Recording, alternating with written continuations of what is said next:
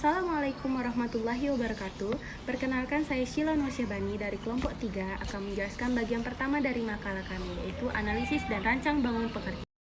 Definisi analisis pekerja terbagi menjadi dua kata. Yang pertama, analisis dan pekerja. Analisis berarti sifat uraian, penguraian atau kupasan, sedangkan pekerjaan adalah barang yang dilakukan, diperbuat, dikerjakan, dan sebagainya.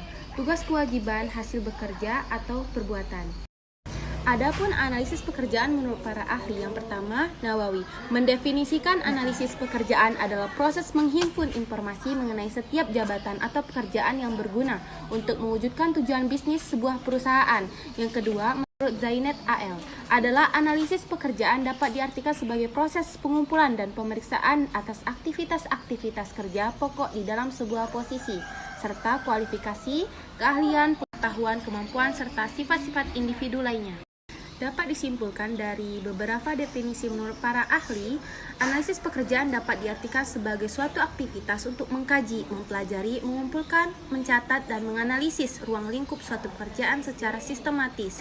Analisis pekerjaan merupakan proses kajian dan pengumpulan informasi secara sistematis dan menyeluruh mengenai tugas, kewajiban, dan tanggung jawab untuk dituntut untuk semua karyawan dalam suatu organisasi.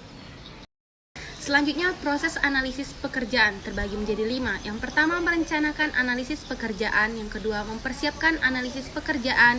Yang ketiga, implementasikan analisis pekerjaan. Yang keempat, membuat deskripsi dan spesifikasi pekerjaan. Yang kelima, evaluasi pekerjaan. Selanjutnya, akan dijelaskan oleh saudari Tiara Ayu Lestari. Terima kasih. Selanjutnya, merencanakan analisis pekerjaan. Sebagai langkah awal yang penting dilakukan dalam analisis pekerjaan adalah perencanaan, di mana kegiatan ini dilakukan dalam sebuah penghimpunan informasi dari berbagai sumber. Alasan ini dianggap penting karena tujuan yang dirumuskan secara matang-matang harus didukung ketersediaan informasi yang lengkap. Selanjutnya, mempersiapkan analisis pekerjaan. Tugas para analis menentukan: 1. Menentukan jenis informasi yang dibutuhkan. 2. Menentukan metode dan teknik analisis pekerjaan. Pada tahap ini, yang dilakukan pengidentifikasian tugas-tugas dalam pekerjaan untuk mengetahui karakter pekerjaan tersebut. Materi selanjutnya, implementasikan analisis pekerjaan. Wujud analisis pekerjaan diwujudkan dalam 1. Job description, pernyataan tertulis yang menguraikan fungsi, tugas, tanggung jawab, wewenang, kondisi kerja, dan aspek-aspek pekerjaan tertentu. 2. Job specification, mewujudkan siapa yang melakukan pekerjaan dan syarat yang diperlukan. Dan yang ketiga, standar prestasi kerja, berfungsi sebagai sasaran atau target bagi pelaksanaan pekerjaan karyawan dan merupakan ukuran kriteria keberhasilan kerja. Next, membuat deskripsi dan spesifikasi pekerjaan. Berbagai informasi dikumpulkan untuk keperluan analisis pekerjaan yang menghasilkan deskripsi dan spesifikasi pekerjaan. Beberapa macam teknik pengumpulan informasi yang dapat digunakan antara lain observasi, wawancara, kuesioner, dan catatan-catatan karyawan. Materi selanjutnya, evaluasi pekerjaan. Deskripsi dan spesifikasi pekerjaan perlu dilakukan evaluasi apakah efektif untuk dapat dilaksanakan pada tahap berikutnya. Penilaian dilakukan dengan melihat hasil kerja karyawan tersebut. Baiklah, terima kasih. Langsung saja, metode analisis jabatan. A. Observasi.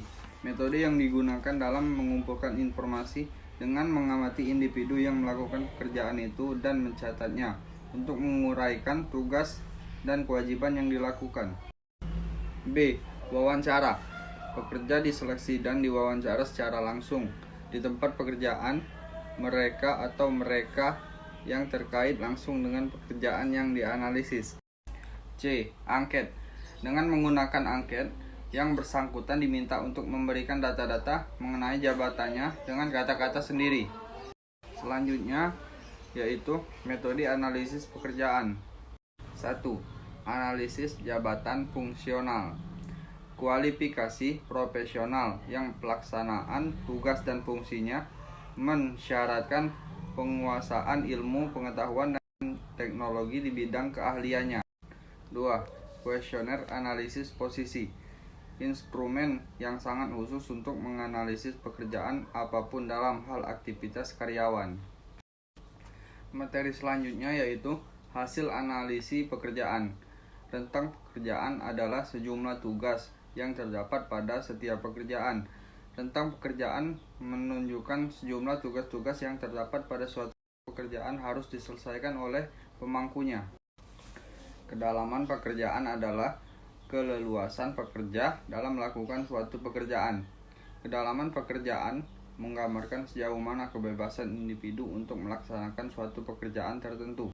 Terima kasih. Baiklah, selanjutnya karakter inti pekerjaan. Karakter inti pekerjaan adalah sebuah pendekatan dalam merancang pekerjaan yang menunjukkan bagaimana pekerjaan dideskripsikan ke dalam 5 dimensi inti, yaitu keanekaragaman keterampilan, identitas tugas, arti tugas, otonomi, dan umpan balik.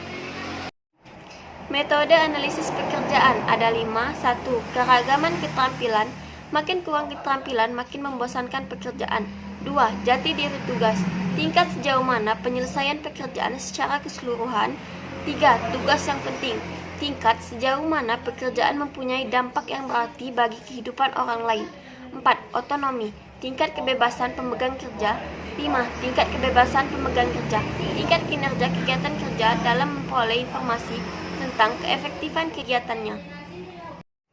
Komponen rancangan pekerjaan. Perancangan suatu pekerjaan mencerminkan elemen organisasi, lingkungan, dan tingkah laku. Para ahli perancang pekerjaan mengambil elemen ini sebagai bahan pertimbangan, menciptakan pekerjaan yang memuaskan dan produktif. Terdapat faktor-faktor yang mempengaruhi rancangan pekerjaan. 1. Faktor organisasional. Pertimbangan organisasional dalam merancang pekerjaan. 2. Faktor lingkungan. Menjadi seorang analis rancang bangun pekerjaan harus mampu dan tanggap atas tuntutan kelestarian lingkungan sekitar. 3. Faktor keperilakuan. Keleluasan seseorang dalam melaksanakan tugas dan tanggung jawab pekerjaannya akan berdampak. Terakhir, kesimpulan.